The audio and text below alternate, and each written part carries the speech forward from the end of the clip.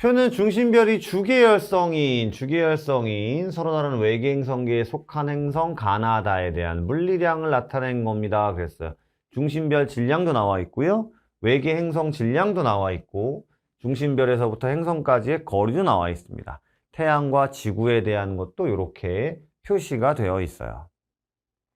근데 가나다 중에서요. 외계 행성 3개 중에서 생명 가능 지대에 위치한 것은 2개뿐입니다. 이렇게 문제에 체크를 하고 있습니다. 나머지 조건들도 있긴 하지만. 그러면 우선 가 같은 경우는 중심별의 질량이 태양이랑 같아요.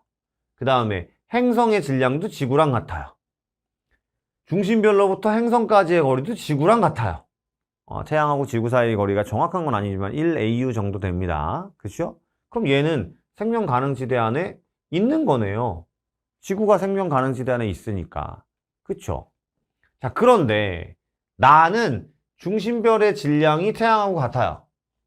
근데 행성의 질량은 지구보다 커요. 거기까진 그렇다 칩시다. 어차피 생명 가능지대는 중심별의 광도와 관련이 있는 거니까. 근데 중심별이 모두 주계열성이라고 그랬기 때문에 중심별의 질량이 크면 광도가 크듯이 중심별의 질량이 같으면 광도도 같은 거예요. 그런데 이 친구는 중심별로부터 행성까지의 거리가 굉장히 멉니다. 그럼 생명 가능 지대 안에 있기가 어렵겠죠. 그쵸? 광도가 태양하고 비슷하니까. 자, 그런데 다는 중심별의 질량이 큽니다. 뭐 행성의 질량은 2라고 치지만 중심별로부터 행성까지의 거리가 멀다라고 해도 중심별의 질량이 크기 때문에 주계열성은 중심별의 질량이 클수록 광도도 크고 그러면 거리도 생명 가능지대까지 거리도 멀고 폭도 크고 그러니까 얘는 생명 가능지대 안에 있을 수 있죠. 2개가 있다 그랬으니까. 됐죠? 자, 이에 대한 설명으로 옳은 것만을 보기 위해서 있는 대로 골라라 그랬는데 별과 공통질량 중심 사이의 거리 이건 또 무슨 얘기입니까? 이런 거죠. 자, 지구에서 쳐다볼 때 공통질량 중심이 있고 별이 도는 게 있고 행성이 도는 게 있잖아요. 어떤 중심별을 공전하고 있는 행성이 있으면 별도 가만히 있지는 않는다 그랬죠. 그죠? 그러면 별과 공통질량 중심 사이의 거리 그게 뭐야? 이거야. 간단히 얘기하면 별이 흔들리는 정도.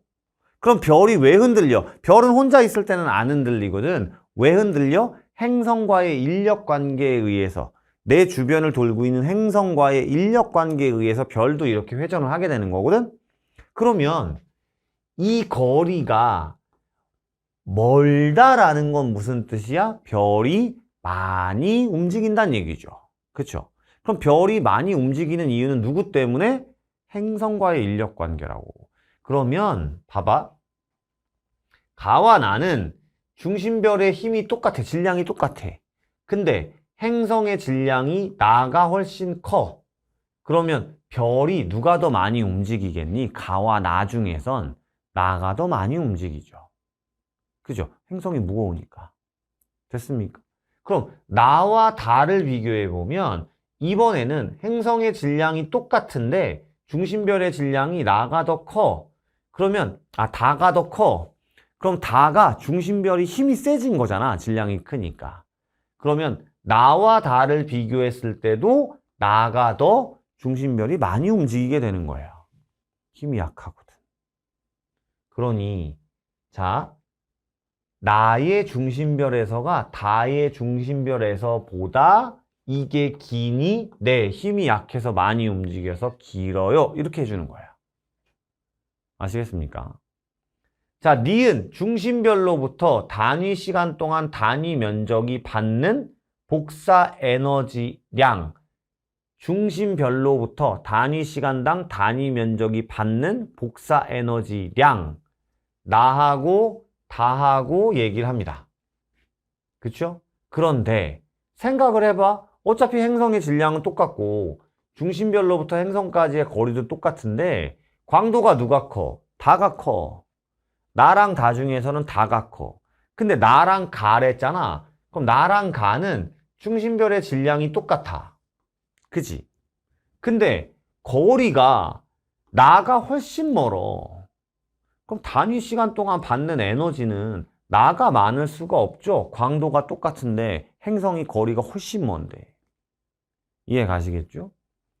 다에는 물이 액체 상태로 존재할 수 있니? 네, 이건 처음에 얘기를 했습니다. 답은 기억 디귿 4번이 되는 거예요.